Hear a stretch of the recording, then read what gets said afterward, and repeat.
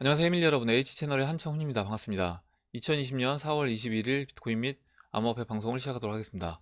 먼저 댓글로 좋은 의견과 질문, 정보 공유해주신 분들에게 감사 말씀드리고, 오늘 순서는 먼저 조코님하고 맑은바람님, 라라님, 박빌브님, 코인참수님이 이제 올려주신 기사를 같이 보고, 오늘 특히 이제 원유 선물이 어제 이제 5월물이 마이너스 40달러까지 내려갔었습니다. 그래서 이제 그 부분에 대해서 같이 좀 이제 이야기를 해보도록 하고요.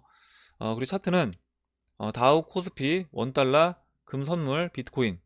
비트코인 차트는 한선님하고 이제 박빌브님이 차트 의견 주셔서 그 부분 같이 보고, 도미넌스, 링크, 이더리움, XRP, XRP 달러 차트 이렇게 보고, Q&A 보고 마무리를 하도록 하겠습니다.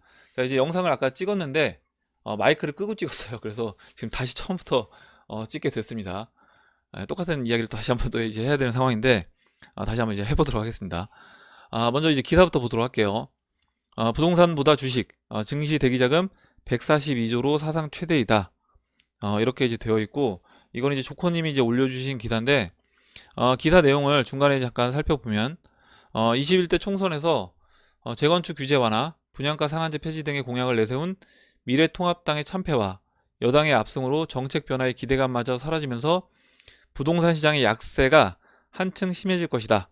이렇게 되어 있고요. 그리고 여당의 총선 압승으로 부동산 정책에서는 현 정책의 집값 안정화 기조가 유지될 것이다.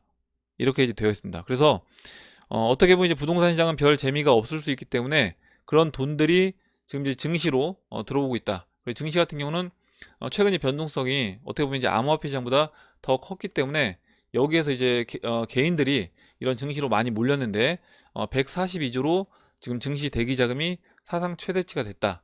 이렇게 이제 나와 있습니다. 이 기사를 보면서 저는 이제 어떤 생각이 들었냐면 이 기사의 이제 의도가 뭘까 이런 생각을 해봤어요. 아마 이제 이 기사를 접한 실제 지금 주식 투자를 하고 있는 분들 입장에서는 야, 이 정도 대기 자금이라고 하면 증시가 빠져도 충분히 총알이 있는 상황이기 때문에 지난번에 이제 이야기했던 뭐 동학 개미 운동이었나요? 뭐 이런 식으로 그런 관점에서 충분히 다시 한번 증시를 이제 끌어올릴 수가 있겠다. 그래서 이번에 만약에 1400포인트까지 주식시장이 빠지면 주식시장이 과감하게 뛰어들어야 되겠다. 나도 이제 그때 매수를 해야 되겠다. 이런 생각이 이제 많이 들 것 같아요. 이 기사를 보면서. 저는 이제 그래서 이 기사의 이제 의도 자체가 그런 의도가 있지 않을까. 그렇게 이제 생각을 해봤습니다. 다음 기사 이제 보도록 할게요. 다음 기사는 이제 맑은 바람님이 올려주신 기사인데, 80조 국고 보조금 블록체인으로 관리한다. 이렇게 이제 되어 있습니다. 그래서 늘어나는 국고 보조금 2017년도에 59.6조 원, 약 60조 원에서 현재 86.7조 원까지 계속해서 늘어난 모습을 볼 수 있습니다. 내용을 좀 살펴보면 정부가 신뢰의 기술로 불리는 블록체인을 활용해 연간 80조 원 규모의 국고 보조금을 지급하고 관리하는 방안을 검토 추진한다. 각종 데이터가 투명하게 공개되고 위 변조가 원칙적으로 불가능한 블록체인 플랫폼이 도입이 되면 그동안 고질적인 문제점으로 지적돼 왔던 이 보조금의 부정 그리고 중복 수급 관행을 뿌리 뽑을 수 있을지가 주목이 된다. 그리고 관계부처에 따르면 20일 최근 기획재정부는 보건복지부, 과학기술정보통신부 등과 블록체인 기술을 활용한 국고보조금 지급 시스템 개발에 착수했다. 이미 착수가 된 겁니다. 저는 이제 이거 보면서 지금 이제 정부에서 예전에는 굉장히 이제 블록체인 암호화폐에 대해서 좀 안 좋은 투기적인 부분으로 이야기를 많이 했었는데 오히려 지금은 신뢰의 기술로 불리는 이렇게 이제 좋게 표현을 했습니다. 그리고 이제 코로나19로 보조금을 이제 지급을 해줘야 되는데 계속해서 나오는 이야기가 뭐냐면 속도가 관건이다.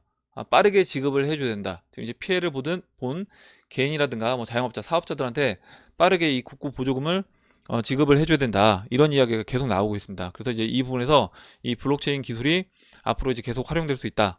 그래서 긍정적인 기사라고 보고 있습니다. 그럼 이제 다음으로 조커님하고 여러분들이 이제 올려주신 기사인데 그 1달러 된 원유 선물 만기 하루 전에 93% 폭락을 했다. 5월물 WTI 같은 경우 만기 하루 앞두고 사상 유례 없는 추락, 원유 저장소 찾을 수가 없어서 추락이 추정이 된다. 뭐 여러 가지 이유가 있을 수 있습니다. 잠시 뒤에 이제 이야기를 해보도록 하고 6월물은 22달러 선에서 거래가 된다. 착시 효과도 발생됐다. 이렇게 이제 나와 있어요. 그리고 다음 기사 하나 더 볼게요. 다음 기사는 그 한국경제 기사고 마이너스 40달러 황당한 유가가 출현한 이유 김현석의 월스트리트 나온데 내용을 조금 살펴보면 그 5월물이 20일에 처음에 이제 5달러 선에서 이제 거래가 되다가 2시께 1달러로 떨어지더니 곧 마이너스권으로 내려앉았대요. 근데 이제 마이너스권도 끝이 아니었다. 한번 마이너스로 추락한 뒤에는 수직 낙하가 시작됐고 한때 배럴당 마이너스 40.32달러까지 기록한 유가는 결국 마이너스 37.63달러로 마감이 됐다. 밑에 이제 좀 더 읽어보면 5월물 원유를 팔려면 1배럴에 37달러까지 얹어줘야 되는 상황이 된 겁니다. 이러니 말도 안 되는 가격이 어떻게 나왔을까? 뭐 여러 가지 이제 이야기를 하고 있는데 첫 번째로 선물 트레이더가 현물을 인수해야 하는 말도 안 되는 상황이 벌어졌다. 통상 선물 시장의 트레이더들이 선물 계약이 만기가 다가오면 그 전에 현물 수요를 가진 그 실수요자, 정유사라든가 항공사 등에게 넘기거나 아니면 다음 월물로 롤 오버를 하게 됩니다. 근데 아까 이제 기사에서 봤던 것처럼 5월물은 마이너스 37달러인데 6월물은 22달러예요. 그러면 이거 롤오버 하기에도 굉장히 피해 금액이 크다라는 겁니다. 내가 37달러에 팔고 다음 월물 또 이제 22달러의 매수 포지션을 취하게 되면 그 손해만 배럴당 보시면 이제 59달러 대략 59달러 정도 손해를 보고 롤오버를 해야 된다는 거죠. 그래서 롤오버도 할 수 없고 그러면 결국에 지금 이 포지션을 내가 현물로 받아야 되는 상황인데 현물로 선물 트레이더가 받을 수 없기 때문에 매수세가 완전히 실종이 된 것이고 매도자만 이 선물 트레이더들이 계속해서 이제 매도하려는 그 매도 포지션만 쌓이다 보니까 이런 식으로 이제 마이너스까지 가게 됐다. 어떻게 보면 약간 말도 안 되는 그런 상황이 벌어진 것이고 뭐 여러 가지 이제 이유가 있을 수 있습니다. 제가 이제 봤을 때는 보통 사람들이 포지션을 취할 때 이런 원유 같은 경우는 이게 이제 마이너스가 될 수 있을까? 이거에 대해서 야 마이너스는 안 될 거야. 이렇게 이제 생각을 할 거고요. 그렇다라고 하면 뭐 0.1달러라든지 아니면 뭐 거의 이제 0에 근접한 그 가격대에서 매수 포지션이 굉장히 많이 쌓여 있을 것 같아요. 제 생각에는. 그래서 그 매수 포지션 쌓여 있던 그 0 근처에 있던 매수 포지션들을 다 마진콜을 만들면서 오히려 이렇게 마이너스가 되면서 이제 급락이 매수 포지션이 사라지면서 그리고 이제 그 매도가 매도를 부르는 그런 상황이 벌어진 게 아닐까 이렇게 이제 생각을 해보고 있습니다.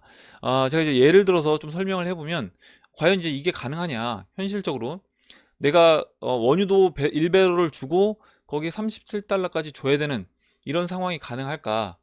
이 부분을 우리 보통 이제 선물 제가 이제 설명을 드릴 때 그 배추, 뭐 밭대기 이런 이야기를 드리는데 그게 이제 책에도 나옵니다. 선물 관련된 서적에도 처음에 이제 이야기를 쉽게 하기 위해서 그 배추 밭대기를 뭐 예를 들어요. 배추 밭대기를 예를 들어서 이제 설명을 해보면 이렇게 이제 한번 이런 경우가 있을 수 있습니다. 뭐냐면 그러니까 작년에 배추 가격이 굉장히 잘 나와서 뭐 5,000원 예를 들어서 5,000원이라고 하면 다음에 농사질 물량에 대해서 만평에 해당하는 이 농장에서 나오는 배추를 내가 포기당 2,000원에 구입을 하겠다. 이렇게 이제 농장 주인하고 계약을 합니다. 그래서 이제 그 다음해가 됐는데 오히려 이제 생산이 너무 많아져서 이 배추 가격이 하나도 받을 수가 없는 거예요. 오히려 농장에서는 그냥 갖다 버려야 되는 물론 이제 마트에서는 보통 1,000원에 이제 거래가 된다고 하더라도 실제 농지 현장에서는 거의 제로에 되는 그런 상황이 이제 벌어질 수 있습니다. 아니면 뭐 200원만 포기당 지불하고 가져오던가 이렇게 되는 상황이 벌어졌을 때 저는 이제 미리 그 선물 계약으로 미리 이 배추를 2,000원에 샀기 때문에 농장 주인한테 어찌됐든 2,000원을 지급을 해줘야 되고 그 상황에서 또 이 배추는 처분할 수 없기 때문에 농장 주인은 네가 샀으니까 이제 가져가라 이렇게 이야기하겠죠. 자기도 이제 이걸 인건비 들여서 뽑을 수가 없으니까 왜냐면 이 살 사람이 없는 상황이기 때문에 그러면 내가 이거를 배추를 2,000원 주고 사면서 또 사람까지 써서 이 배추를 그 만평에 해당하는 배추를 다 뽑아서 또 처리를 해야 되는 그런 상황이 이제 벌어지는 겁니다. 그래서 실제로 이와 같은 일들이 농작물 같은 경우에 벌어지기도 한다. 뭐 자주는 아니지만 우리가 이제 간혹 이렇게 이제 벌어지는 너무 오히려 풍년이 돼서 이런 일들이 농작물 선물거래에서 이런 일들이 나오기도 한다. 이렇게 이제 보시면 되고 밑에 이제 여러 가지 이유들을 쭉 썼습니다. 6월물은 아직 배럴당 20달러 선을 유지하고 있다. 오늘 마이너스로 추락하는 건 5월물 뿐입니다. 선물 트레이더가 현물을 인수해야 하는 상황에 몰리면서 발생한 뭐 희극입니다. 5월물은 이제 남은 계약이 10만 계약을 조금 더 넘는 수준입니다. 또 이제 10만 계약만큼 처리를 해야 되는데 이제 받을 사람이 있을까 싶어요. 그리고 이제 이미 많은 트레이더들은 6월물로 넘어갔다. 6월물 계약은 이미 이제 80만 건에 육박을 하고 있고 6월물 가격은 이날 18% 넘게 떨어졌지만 그래도 20.43달러로 마감을 했다. 이렇게 되어 있고 또 다른 이유는 뭐 이유는 아니고요. 뉴욕 증시는 이렇게 원유 가격이 마이너스까지 갔음에도 불구하고 생각했던 것보다 크게 흔들리진 않았다.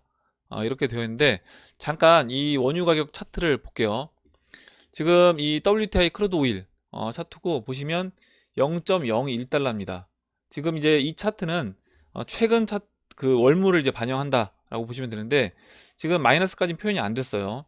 지금 여기 트레이딩뷰에서 이 마이너스까지 표현이 안 되는데 아마 이제 트레이딩뷰 뭐 차트 보시는 분들 이런 분들 중에 지금 이제 원유 선물 이렇게 투자하시는 분들 같은 경우에는 마이너스가 아예 없기 때문에 내가 예를 들어 만약에 1달러라든지 아니면 뭐 0.1달러, 0.01달러 이 호가가 있는지 모르겠습니다. 이 0.01달러에 내가 매수 포지션을 취한다. 그러면 레버리지를 좀 써도 크게 이제 문제되진 않겠다. 이렇게 이제 생각을 했을 것 같아요. 왜냐면 여기서 이제 멈춰 있는 것처럼 여기가 끝인 것처럼 이제 보이니까요. 근데 이 자리를 이제 깨고 내려가서 마이너스 37달러, 40달러까지 내려간 겁니다. 그래서 이제 여기에서 그 롱 포지션, 매수 포지션 취했던 사람들이 다 청산이 됐다. 이렇게 이제 보시면 되고 아까 이제 6월물 설명이 나왔는데 보시면 이제 6월물이에요. 6월물 같은 경우는 지금 20.43달러로 이렇게 가격이 아직도 플러스권에서 이제 있습니다. 그러면 내가 이 포지션을 유지를 하고 싶다. 매수 포지션을 유지를 해야 된다. 네, 트레이더인데 그런 사람이라고 하면 지금 손해가 아까 이제 잠깐 말씀드렸지만 거의 뭐 57달러 정도 마이너스 37달러에 내가 팔고 다시 이거를 20달러에 사야지 매수 포지션이 유지가 되는 것이기 때문에 거의 57달러 배럴당 57달러를 손해보고 포지션을 유지해야 된다. 그래서 이제 이 부분도 굉장히 크다. 그래서 어쩔 수 없이 계속해서 그냥 던지는 상황이 발생이 되면서 이렇게 그 5월물에서 완전히 마이너스까지 오는 급락이 발생하는 게 아닐까 이런 생각을 해봤고 제가 이제 어제 있었던 이 원유 이런 그 사태를 보면서 어떤 생각이 들었냐면 그 2008년도 서브프라임 때도 이런 비슷한 일이 이제 벌어졌습니다. 그때도 굉장히 이제 극단적인 상황이 벌어졌었는데 제가 예전에 한번 그 말씀을 드렸던 적이 있는 것 같아요. 보통 이제 선물 같은 경우 이제 옵션 같은 경우는 콜과 풋이 나눠져 있고 콜 매수는 지수가 올라갈 때 보통으로는 상승합니다. 그리고 풋 같은 경우는 지수가 하락할 때 상승을 해요. 근데 2008년도 서프라임 때 지수가 하락을 했는데 풋 값이 상승을 했어요. 당연한 거죠. 지수가 하락했으니까. 근데 콜도 당월물은 빠졌는데 차월물 콜 같은 경우는 오히려 콜 가격이 지수가 거의 뭐 하한가까지 왔음에도 불구하고 차월물 그 다음에 그 원월물 더 멀리 있는 그런 월물들의 콜 가격이 올라가서 플러스로 상승을 했습니다. 그래서 평상시 좀 정상적인 상황에서는 일어나지 않는 일들이 이렇게 금융시장에서는 비정상적인 야 이게 말이 돼?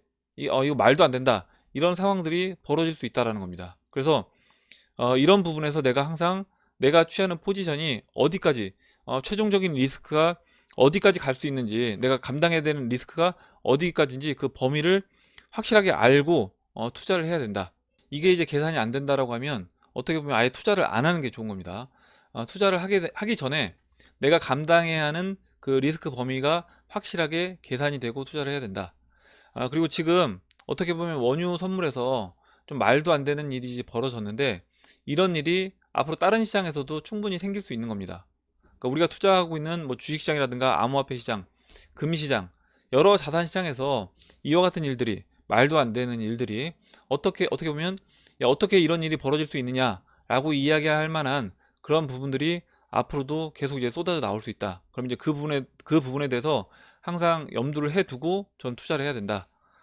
이렇게 보고 그럼 이제 다음으로 올데이 호커님이 그 쌀 선물 차트를 이야기해 주셔서 잠깐 이제 보고 넘어가도록 할게요. 저는 이제 이 부분도 마찬가지라고 봐요. 지금 이제 쌀 선물도 현재는 뭐 14.245달러, 14.245달러 이제 위치를 하고 있는데 이 부분도 예전에 이제 2008년도에 이 채널 상단이 24달러였습니다. 그리고 그 전에 채널 바닥은 보시면 3.6달러, 거의 한 7배 정도, 뭐 7, 8배 이렇게 상승을 했는데 지금도 충분히 7, 8배 올라갈 수 있다라는 거죠. 이거는 우리가 어떻게 보면 그 생각할 수 있는 범위 내에서도 7, 8배는 충분히 올라갈 수 있다. 그러면 원유 시장에서 우리가 말도 안 된다 라고 생각했던 범위까지 원유가 하락했던 것처럼 이 쌀 선물도 말도 안 되는 범위까지 상승할 수 있는 겁니다. 이 채널을 뚫고 올라갈 수 있는 거예요. 그러면 그런 부분에서 우리가 어느 정도 나중에 이제 시장이 안정적이 됐을 때 그때는 뭐 상관이 없다고 하더라도 시장이 완전히 급변했는데 그 상황에서 내가 당장 먹을 게 없다라고 하면 곤란할 수 있기 때문에 그런 부분에서 미리 좀 준비를 해야 된다. 이렇게 이제 말씀을 드렸던 거고, 지금 이제 쌀 선물 차트 같은 경우도 보시면 주봉 차트인데 지금 채널 바닥에 있습니다. 바닥에 있는 상황에서 보시는 것처럼 이제 20주, 50주 이평선들이 이렇게 장기 이평선 돌파하고 계속해서 이제 저항으로 작용됐던 이 13달러 이 라인을 넘어갔기 때문에 여기서 지금은 잠시 이제 대기를 하고 있는 모습이에요. 쌀 선물도 이 20주 이평선이 올라올 때까지 잠시 대기를 하고 있는 모습인데 여기서 추가적으로 좀 급등할 수 있는 그런 모습이 저는 충분히 나올 수 있다고 봅니다. 지금 이제 바깥에 바람이 좀 세게 불어서 문소리가 이제 들리더라도 이해를 해주시기 바랍니다. 다음으로 이제 다우지수 보도록 할게요. 다우지수 23,650포인트. 어제 이제 원유 가격 움직였던 거에 비해서는 다우지수는 뭐 크게 하락하진 않았어요. 물론 2.4% 하락을 해서 다우지수도 뭐 다른 때에 비해서는 이제 하락을 했다라고 볼 수 있겠지만 워낙 이제 원유 시장이 어제 크게 충격을 받았기 때문에 그것에 비해서는 그나마 이제 선방했다. 이렇게 이제 보고 있고, 밑에 이제 갭이 있습니다. 다우도 밑에 이렇게 갭이 있어요. 이 21,000포인트에도 갭이 있고, 보시면 이 19,100포인트, 19,600포인트에도 갭이 있어요. 그래서 이 갭을 이제 매꾸로 내려올 수 있다. 이렇게 이제 보셔야 될 것 같고, 지금 나스닥 같은 경우는 이 51이평선을 넘어갔는데 지금 이 다우 같은 경우는 기존 산업 중심이다 보니까 다우 같은 경우는 이제 51이평선 넘지 못하고 51이평선 저항으로 51이평선 맞고 떨어지는 그런 모습이다. 이렇게 이제 보시면 될 것 같습니다. 다음으로 이제 코스피 보도록 할게요. 코스피 지금 30포인트 하락을 했습니다. 오늘 장중에는 그 51평선까지 이제 올라왔다가 다시 이제 음봉 맞고 우선 이제 지난번 이 갭은 메꿨어요. 갭은 메꿨고, 지금 다우도 그렇고 코스피도 그렇고 보시면 지금 그 암호화폐 시장하고는 다릅니다. 뭐가 다르냐면 비트코인이라든가 다른 알트코인들은 51이평선을 넘어갔어요. 근데 코스피라든가 다우 같은 경우는 물론 나스닥은 넘어갔지만 코스피나 다우는 이렇게 장중에는 넘어갔지만 이 51이평선 저항 맞고 종가는 보시는 것처럼 이제 51이평선 깨고 내려왔습니다. 그리고 이제 오늘도 51이평선 깨고 시작한 상태에서 올라왔다가 다시 이제 지금 이제 아래 꼬리 달고 약간 올라와 있는 상황인데 지금 음봉으로 이 51이평선이 오히려 이제 저항으로 작용되고 있다. 그리고 코스피 같은 경우도 이 밑에 1600포인트 이 밑에 또 이제 갭이 있습니다. 제가 이제 오늘 아까 처음에 봤던 기사 생각해 보면 지금 이제 이 기사에서 142조 원 142조 원의 사상 최대 증시 대기 자금이 있다. 이런 이제 기사를 내보내면서 오늘 코스피가 51이평선 맞고 하락을 했다라는 거죠. 하락을 했다. 그러면 오히려 이제 이 지금 증시 시장에 참여하는 사람들 입장에서는 야, 이 매수 대기 자금이 이렇게 많다, 풍부하다 이런 이야기를 하면서 야, 지금부터 그럼 분할로 다시 매수해보자. 이런 생각을 좀 충분히 할 수 있다라고 생각하고, 여기서부터 지금 1400포인트까지 계속해서 아마 이제 개인들이 지금 저 매수 대기 자금을 가지고 매수를 해 나갈 거라고 봅니다. 근데 이제 여기서 이제 지키지 못한다라고 하면 아까 이제 원유 선물 차트에서 봤던 것처럼 극단적인 상황이 충분히 나올 수 있다라는 거죠. 물론 그 코스피 채널 바닥은 제가 이제 몇 차례 말씀드렸지만 1100포인트예요.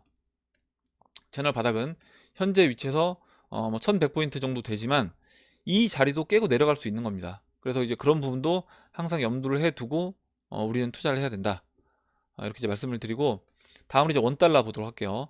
지금 이제 코스피가 하락을 하면서 원달러도 바로 이 1223원을 돌파했습니다. 1232원까지 올라왔고, 지금 코스피가 하락을 하면서 원달러가 이렇게 상승할 거라고 이제 말씀을 드렸는데 지금 하락이 나오자마자 바로 1223원을 돌파를 시켜줬어요. 돌파를 시켜줬고, 지난번에는 그 1400포인트에서 코스피가 1400포인트일 때 원달러가 1800원에서 맞고 떨어졌습니다. 근데 지금 이 속도로 보면 이번에 만약에 코스피가 1400달러까지 1400포인트까지 내려오기 전에 오히려 원달러는 이 1800원, 1280원을 돌파해서 넘어가 줄 수도 있겠다.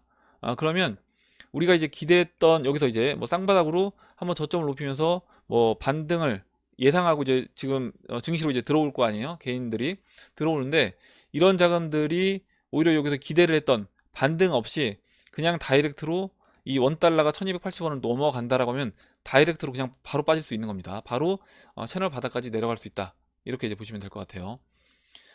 다음으로 이제 금 선물 차트 보도록 하겠습니다. 금 선물 이제 온스당 1705달러, 1705달러로 지금 이 빨간색 추세 라인에서 계속해서 지켜주고 있는 모습이고요. 지금 이제 21 이평선이 올라올 때까지 이제 기다리고 있는데 금 선물도 마찬가지로 보시는 것처럼 완전 정배열되어 있어요. 완전 정배열되어 있고 지금 채널 4분의 3 라인에 저항 맞고 한 차례 쉬어졌는데 지금 이제 금 현물 가격이 보시는 것처럼 이제 2만 달러까지 2만 32달러까지 올라왔습니다. 그러면 지금 이제 금 시장에서도 지금 이제 원유 시장에서 있었던 일들이 반대로 저는 일어날 수 있다.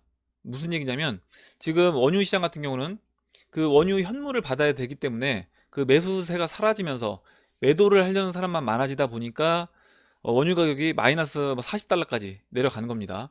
그러면 반대로 금 시장 같은 경우는 금 현물은 2만 달러고 현재 금 선물은 1705달러인데 여기에서 사람들이 이제 인식을 하고 야, 금 만약에 현물을 요구를 하게 되면 이거 2만 달러까지 올라갈 수 있다. 이렇게 생각하면 매수세는 있는데 매도세가 사라지는 반대로 그러니까 원유랑 반대로 매도세가 한 번에 싹 사라지는 그런 모습이 나올 수 있다는 거죠. 그렇게 되면 계속해서 호가 공백이 생기면서 계속해서 비싼 가격에 매수를 해야 되는 그런 상황이 언제든지 나올 수 있다. 금 선물도 지금 이제 원유에서 나왔던 약간 극단적인 그런 차트 모습이 저는 충분히 나올 수 있는 지금 상황이다. 여건이 돼 있다. 이렇게 이제 보고 있습니다. 이렇게 이제 말씀드리고 그리고 한 가지 더 체크를 해드리면 이 총자산 미국 총자산이 144조 7,800억 달러 144조 7,800억 달러고요. 미상환 부채가 144조 5,480억 달러예요. 그래서 어제 3천억 달러까지 좁혀졌다라고 이제 말씀을 드렸는데 지금 보면 거의 한 2,400억 달러, 2,400억 달러도 차이가 안 나는 이 상황이 됐습니다. 그래서 이번 주 주말 정도 되면 거의 이제 미상환 부채와 미총 자산이 같거나 오히려 이 미상환 부채가 미총 자산을 뛰어넘는 그 수준이 될 것 같습니다. 지금 이제 이 속도로 증가를 하게 되면 다음으로 이제 비트코인 차트 보기 전에 이 공포지수 잠깐 체크를 하고 비트코인 차트 볼게요. 지금 공포지수는 오늘 이제 15고요. 어제 16이었고 지난주 15 그리고 지난달에 12였습니다. 그래서 여전히 이 극심한 공포 단계에 여전히 있다. 계속해서 이제 저점을 조금씩 높이고 있지만 이 시장 참여자들이 느끼는 이 시장에 대한 분위기는 계속해서 이제 공포 분위기에 있다. 이렇게 이제 보시면 될 것 같고 이거는 이제 오히려 저는 긍정적이라고 보고 있습니다. 다음으로 이제 비트코인 차트 볼게요. 비트코인 지금 36달러 올라서 0.54% 상승을 해줬고 어제 이제 다우지수 빠지면서 어제 같이 야간에 이제 하락을 했습니다. 하락을 해서 이제 걱정하시는 분들이 많이 계실 것 같은데 지금 보시면 이 6,800달러 이 라인 제가 빨간색으로 이 수평선 그린 이 라인을 지켜주면 저는 이제 크게 문제되진 않는다라고 봐요. 그래서 종가상 어제 이제 이 라인을 지켜줬고 지금 51 이평선이 이렇게 내려오고 있습니다. 근데 다우랑 코스피랑 지금 비트코인 차트랑 완전 다른 모습이죠. 물론 이런 패턴은 비슷하게 볼 수 있어요. 그래서 이제 다우랑 같이 움직인다 이렇게 생각하시는 분들이 많이 계실 것 같은데 저는 분명히 다르게 움직이고 있다라고 봅니다. 그리고 보시는 것처럼 이 51 이평선 아까 다우라든가 코스피는 51 이평선 저항 맞고 떨어졌는데 비트코인은 51 이평선 돌파하고 지금 안착한 모습이라는 거죠. 그리고 이제 21과 51이 골든 크로스까지 만들어졌기 때문에 이 부분에서 다르다. 지금 다우랑 코스피랑 비트코인하고 다른 모습이다. 이렇게 이제 보고 있고 지금 이때 21일평선 깨고 내려왔을 때 이때 모습이 제가 올해 이제 1월달 이때 모습까지 비슷하다라고 이제 말씀을 드렸고 그 이후에 추가적으로 상승해주면서 21일평선이 이렇게 올라오고 각도를 세우면서 올라오고 있기 때문에 저는 계속해서 이제 긍정적인 모습으로 보고 있습니다. 다음으로 이제 비트코인 도미넌스 보도록 할게요. 도미넌스는 지금 64.55로 어제랑 뭐 큰 차이는 없고 지금 이제 21, 50일 데드크로스 120일 이게 이제 117일이에요. 이거 120일로 바꿔도 거의 다 왔을 것 같긴 한데 한번 잠깐 바꿔볼게요. 지금 이제 120일로 바꾸면 오늘 딱 만났습니다. 120일과 이 360일 이평선이 만나면서 오늘 이제 데드크로스 만들어지면서 추가적으로 하방 압력을 받을 수 있다. 이렇게 이제 보시면 될 것 같아요. 다음 이제 알트코인 링크 보도록 하겠습니다. 먼저 이제 링크 BTC 차트고 전체적인 그림에서 보시면 링크 BTC 차트 같은 경우엔 처음에 이 처음 채널 돌파하고 그 다음 채널까지 확대가 됐고요. 지금 그 확대된 그 다음 채널까지 또 뛰어넘은, 지난번에 돌파했다가 한번 눌러줬고 120일 이평선까지 눌러주고 다시 한번 이제 올라와서 또다시 돌파가 됐습니다. 돌파가 됐고 지금 보시면 20일, 50일 그리고 120일, 200, 360 이렇게 이제 완전히 정배열된 모습에서 다음 채널 돌파가 되는 상태에서 이제 안착한, 지금 보시면 한번 눌러주고 반등한 이런 모습이기 때문에 링크 같은 경우는 지금 이 채널 폭만큼 추가적으로 올라갈 수 있다라고 보고 열어놓고 저는 이제 봐야 된다 라고 생각해요. 지금 중형 알트코인에서 가장 좋은 모습을 보이고 있는 코인입니다. 다음 이제 이더리움 보도록 할게요. 이렇게 그 비트코인 대비해서 링크도 그렇고 이더리움도 그렇고 상대적으로 이제 좋은 모습이기 때문에 오히려 이제 비트코인 도미넌스는 추가적으로 하락할 확률이 좀 높다 이렇게 이제 보고 있어요. 다음으로 이제 이더리움도 어제 이제 좀 조정을 받은 모습이었는데 그래도 이제 지켜줄 자리는 지켜줬습니다. 지금 이제 0.025 0.025까지 조정을 받았고 지금 보시면 이 수평 라인 0.024 이 라인이 이 박스 하단부라고 이제 말씀을 드렸고 이 박스 하단부 지난번 돌파하고 눌러줬죠. 깨고 내려왔죠. 이게 어떻게 보면 이제 링크 차트가 그 채널 상단에서 채널 상단 깨고 다시 들어왔던 것과 같이 그런 관점에서 이제 보시면 될 것 같고 그 다음에 장기평선 지지받고 다시 반등해 줬습니다. 반등해 준 상황에서 지금 링크 차트로 보면 그 채널 상단 그 라인에서 이렇게 지지를 받고 있는 그런 모습으로 볼 수 있을 것 같아요. 그리고 20일과 50일 골크 만들어졌고 지금 이제 20일 이평선이 올라올 때까지 여기서 좀 기다려 줄 수 있습니다. 기다려 줄 수 있는데 지금 이제 120일, 200일 이평선도 이렇게 장기 이평선도 돌고 있고요. 360일 이평선과 조만간에 이제 골크를 만들 수 있기 때문에 이 부분에서 추가적으로 이제 상승하는 그런 분위기로 이더리움 같은 경우도 이제 이더리움 BTC 마켓도 진행이 될 수 있다. 이렇게 이제 보고 있습니다. 다음으로 이제 XRP 보도록 할게요.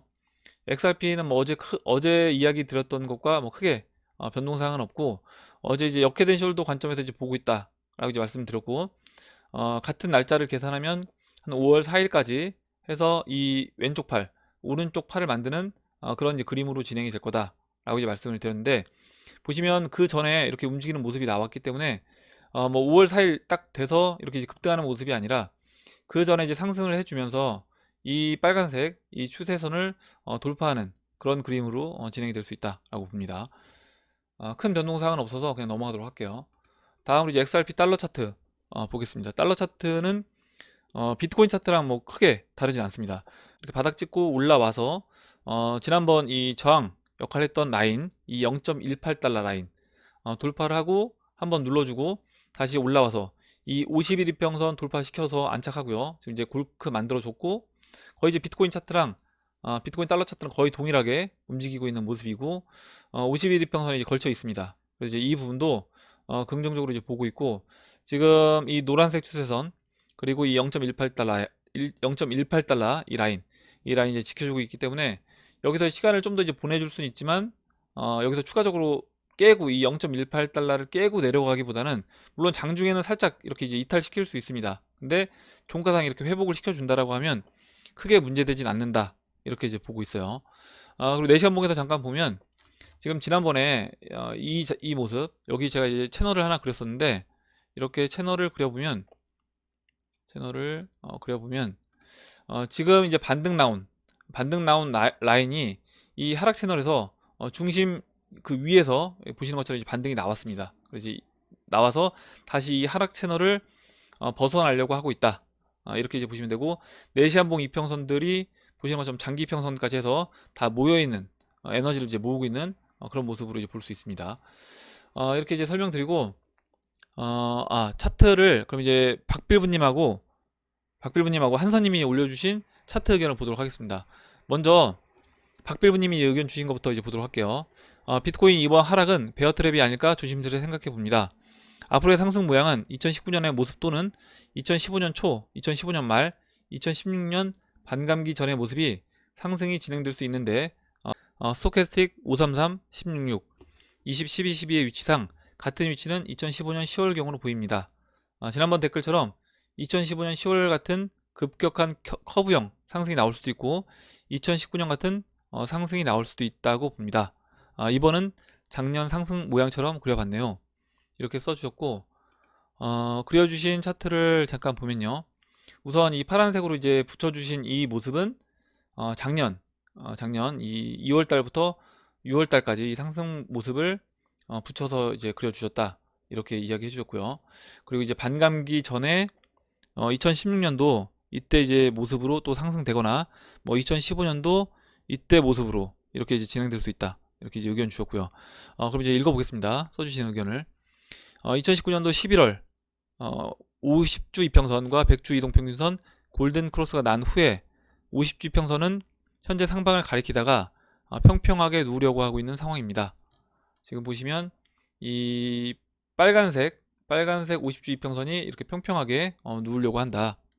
이렇게 써주셨고요. 현재 시점으로부터 50개의 봉을 추산해 보면 대략 2019년 5월 6월 마지막 5파의 봉들을 포함하게 됩니다. 만약 지금부터 비트코인이 하락하여 3K, 2K를 간다고 해도 2019년 6월 이후 최고점의 봉들부터 계산하게 되는 것이라 50주 이평선은 평행하게 눕거나 상승하는 그 모습을 보일 것으로 판단이 됩니다. 그래서 50주 이평선에서 이 부분이 이제 빠져나가고 이 부분이 포함된다고 하더라도 지금 현재 위치보다 이 50주 이평선 위치보다 높은 위치이기 때문에 계속해서 이제 50주 이평선의 각도는 유지가 될 거다. 그 이야기를 해주신 거예요.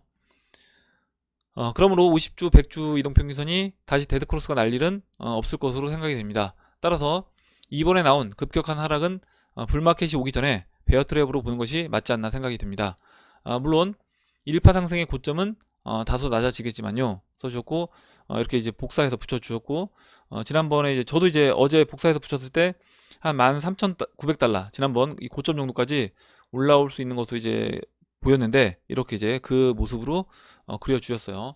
그래서 이제 이렇게 이야기를 해줬고 지금 상승 모습이 또 이제 2015년도 말 2016년도 초처럼 이와 같이 커브형으로 급등하는 형태로도 진행이 될 수 있다. 아니면 반감기 전에 이렇게 상승했던 그런 모습으로도 진행이 될 수 있다. 이렇게 의견을 주셨습니다. 다음으로 이제 한선님이 의견 주신 거 보도록 할게요. 잠깐만요. 예. 한선님이 비트코인이 전고점 7469를 뚫지 못하고 하락하는 바람에 단기 상승에 대한 하락 3파 진행 관점을 유지하게 되네요. 혹시라도 추가 하락이 나올 수 있으니 주의하자는 의미에서 영상 또 올려봅니다. 16, 19일 상승이 직전 파동 고점을 넘기는 바람에 B파의 위치를 수정했습니다. 그림 차트 좀 이따 보도록 하고요. 아래 현재 시점 진행 파동을 보면 글을 쏘고 있는 현재 시점에 C파의 1파 중 4파가 진행 중이고 금일 오전 10시쯤에 6,970달러를 찍고 하락하면서 5파를 완성할 것으로 보입니다. 만약 보라색 추세선을 뚫고 위로 올라간다면 16일처럼 전고점을 향해서 달리는 모습이 나올 수도 있겠네요. 이렇게 써주셨고요. 올려주신 차트를 보면 지금 지난번에 이제 의견 주셨던 부분 우선 그 5파 상승 끝났고 A, B, C파 이렇게 조정을 보이는데 이 A, B, C파에서 C파 목표치는 5,222달러다. 5,200달러 이 정도로 이제 보시면 될 것 같고 현재 그 C파에서 1파가 진행 중이고 그 1파는 보시는 것처럼 이걸 이제 이 부분을 이제 확대해서 보여주셨어요. 이걸 같이 볼게요. 1파는 6,400달러, 6,470달러 이 라인에서 1파, 그 다음에 이제 2파 상승 6,970달러까지 올라오고 다시 이제 3파 조정을 이제 거칠 거다. 이렇게 이제 보고 계신 것 같아요. 그래서 지금 이제 박빌부님 의견은 상방 관점, 그리고 이제 한선님 의견은 약간 이제 하방 관점으로 두 가지 방향성에 대해서 각기 다른 의견을 주셔서 같이 한번 이제 봤습니다. 이렇게 참고를 해보시고 다음으로 이제 그러면 Q&A로 들어가서 좀 이제 시간이 길어지고 제가 영상을 또 찍다 보니까 좀 이제 목소리가 좀 이제 좀 잘 안 나와서 Q&A 몇 분만 보고 다음 시간에 이제 이어서 진행을 하도록 할게요. 먼저 죄송합니다. 먼저 이제 제이가주님이 써주신 내용부터 이제 보도록 하겠습니다. 앞으로 법정화폐가 사라질 수 있고 암호화폐가 전 세계적으로 융통이 된다고 하면 암호화폐로 수익을 본 것을 현금화하는 게 맞는 걸까요? 암호자산 등을 현 생활에서 당장 쓸 수 있는 환경이 아니고 암호자산 펌핑 등으로 여기저기서 수익 난 후에 현재 화폐 가치가 많이 떨어진다고 하면 그때는 어떻게 하는 게 좋은 방법일까요? 이렇게 써주셨고, 뭐 이제 여러분들이 답변을 달아주셨습니다. 뭐 근데 이제 정답은 없다. 그리고 최부자 TV님도 분산밖에 떠오르지 않는다. 이렇게 정답은 없는 겁니다. 없는 건데, 우선 이 암호화폐를 투자를 하고 있는 입장에서 봤을 때 그 현금화할 수 있는 타이밍을 생각해 본다라고 하면 우선은 채널 상단 그리고 단기적으로 고점 징후가 있다라고 하면 그때는 현금화할 수 있겠죠. 그렇게 할 수 있는 거고, 그게 아니라 만약에 이제 암호자산이 뭐 고점이 오지 않았다고 하더라도 암호자산보다 만약에 상대적으로 다른 자산이 저평가되어 있다, 저평가되어 있는 모습으로 보여진다 라고 하면 그때는 다른 자산으로 들어갈 수 있는 겁니다. 무슨 얘기냐면 지금 이제 암호자산이 예를 들어서 비트코인이 뭐 한 2만 달러 와 있는데, 채널 상단이 아니겠죠 당연히. 2만 달러 와 있는데 주식시장이 1000포인트를 깨고, 코스피의 경우 뭐 1000포인트를 깨고 막 700포인트 600포인트까지 빠졌어요. 그러면 그때는 비트코인 일정 부분 매도해서 주식시장을 담을 수도 있는 겁니다. 그래서 이제 그런 식으로 자산별로 포트폴리오를 바꿔줄 수도 있다. 그리고 현금도 어떻게 보면 포트폴리오의 하나로 놓고 보시면 그 관점에서 포트폴리오를 전환하는 그런 관점으로 바꿔주시면 될 것 같아요.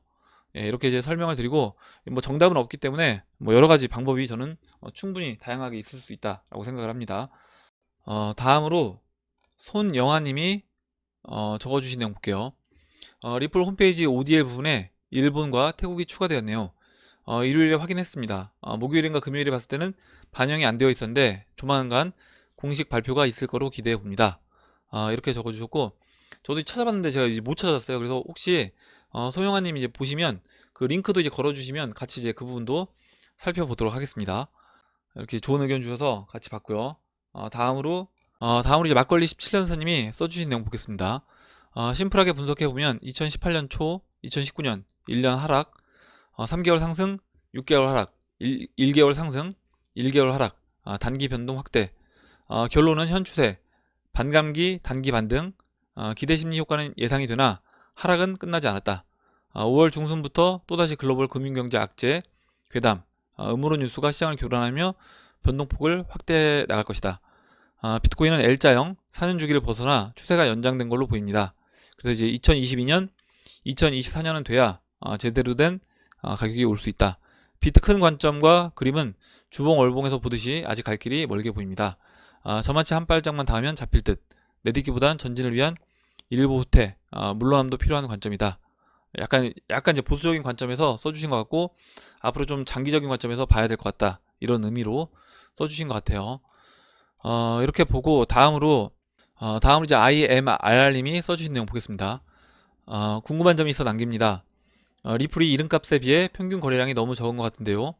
이더 비트랑은 10배 이상 차이가 나던데 이 부분은 어떻게 보시는지 궁금합니다. 가격이 싸서 적게 나오는 건지, 아니면 기관 큰손들은 어디서 매집을 한 건지, 리플 본사에서 팔아넘긴 물량은 거래량이 산정이 안 돼서 그런 건지, 거래량에 대한 개념이 부족해서 여쭤봅니다. 이렇게 적어주셨는데, 이게 어디 거래소에서 보셨는지 먼저 이제 그 부분을 좀 이야기를 해주시면 좋을 것 같아요. 지금 이제 거래소별로 차이가 날 수 있고, 지금 비트코인 전체 거래량 다 합한 거, 그 부분에서 이렇게 차이가 나는 건지, 그 부분을 좀 이제 이야기해 주시면 좋을 것 같고, 우선 업빈만 보면 100만, 1000만억, 10억, 100억, 470억 이더리움, 비트코인 390억이고요. 리플 150억입니다. 그래서 뭐 이야기 하신 것처럼 뭐 10배 이상 그렇게 차이가 나진 않고, 지금 한 3배 정도, 3배 정도 차이가 난다. 이렇게 이제 보시면 되고, 그리고 이제 이 거래량 같은 경우는 그때그때 이제 변동이 됩니다. 지난번에는 한동안 이제 리플이 계속해서 거래량 1위를 했던 적이 있어요. 그래서 이제 그런 부분도 감안을 해 놓고 봐야 되지 않냐, 이렇게 이제 생각을 합니다. 그리고 지금은 변동성이 좀 축소가 되면서 이렇게 에너지를 모으고 있는 수렴하는 이제 그런 구간에 있기 때문에 거래량도 보시는 것처럼 예전보다 거래량도 굉장히 축소되어 있는 그런 모습입니다. 그래서 이 거래량이 이제 확대가 되려면 다시 한번 이제 좀 움직여주면서 이 수렴하고 있던 이 비트코인이든 다른 암호화폐들이 다시 이 수렴하는 구간을 끝내고 변동성 확대 구간으로 넘어가줘야지 거래 대금도 자연스럽게 증가될 수 있다. 이렇게 이제 보고 있습니다. 그리고 이제 개아빠님이 거래량을 따지지 마시오. 물론 이 거래량 체크는 해야 되는데 세력의 생각을 읽는 게 중요하다. 이런 의미로 써주셨습니다.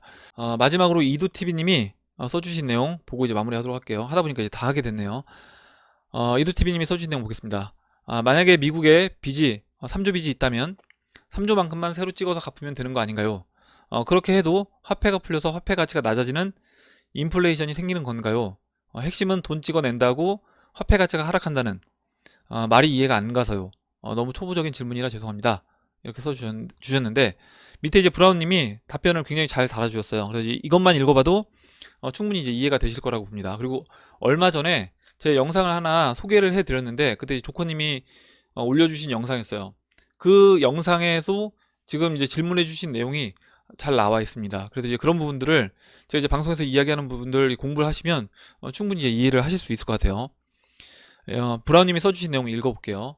현재 미국 달러의 발권은 미국 정부에 있는 게 아니라 페드, 미 연방준비은행이 가지고 있습니다. 따라서 3조만큼 찍어낸다는 것은 미국 정부가 페드에게 3조의 빚을 지게 되는 것입니다. 페드는 정부기관이 아닌 사기업입니다. 록펠러, JP모건, 로스차일드 등이 주요 주주고요. MMT는 아예 페드의 발권력을 미 정부로 환수해서 미국 정부에서 찍어낸다는 거고요.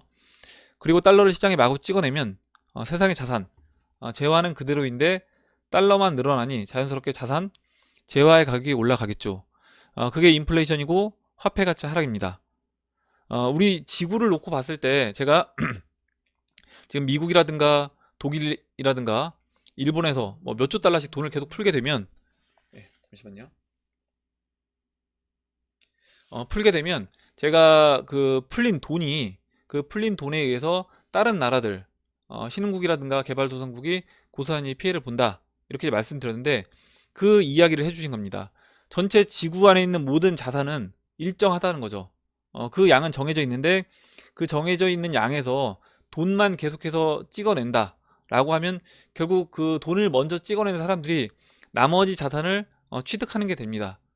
그러면 그 신흥국이라든가 개발도상국에 있는 사람들 같은 경우는 더 비싸게 다른 자산을 또 이제 취하려면 더 웃돈을 주고 사야 되는 상황이 생기면서 자연스럽게 이제 화폐 가치가 떨어지는, 그래서 이제 하이퍼 인플레이션으로 가는 그런 현상이 이제 벌어진다. 이렇게 이제 보시면 될 것 같아요. 좀 설명이 잘 됐나 모르겠는데 그게 이제 인플레이션이고 화폐 가치 하락입니다. 현 금융 시스템 구조 자체가 언젠가는 달러 가치 하락 및 한계에 다다르는 구조인데 2008년 금융위기를 시작으로 화폐 발행을 엄청나게 늘려서 그 한계가 확 당겨졌다고 보시면 이해하시기 편할 듯이요. 이번 코로나에서는 그 한계가 더더욱 당겨진 거고요. 그래서 금융 시스템 리셋이라는 말이 나오는 겁니다. 이렇게 써주셨습니다. 그래서 지금 이제 이 돈을 지금 이제 질문해 주신 것처럼 돈을 찍어내는 게 미국 정부가 찍어내는 게 아니다. 결국 페드에서 빌려서 찍어내는 거고 우리나라도 마찬가지입니다. 우리나라는 중앙은행에서 한국은행에서 찍어내는 거 아니냐 이렇게 이제 볼 수도 있지만 그건 이제 우리나라에 국한돼서 이제 보시는 거고 전 세계를 놓고 보면 결국 우리나라 통화는 미국 기축통화인 달러랑 연결이 되어 있다라는 거죠. 근데 달러는 아까 이야기한 것처럼 페드에서 나온 돈이기 때문에 우리나라도 똑같이 그와 같은 현상을 겪을 수밖에 없다. 이렇게 이제 보시면 될 것 같습니다. 오늘 여기까지 하고 이제 마무리하도록 할게요. 오늘 나온 얘기 중에 여러분들 궁금하신 내용, 같이 이야기하고 싶으신 의견, 정보 있으시면 올려주시면 같이 이야기해보는 시간을 가져보도록 하겠습니다.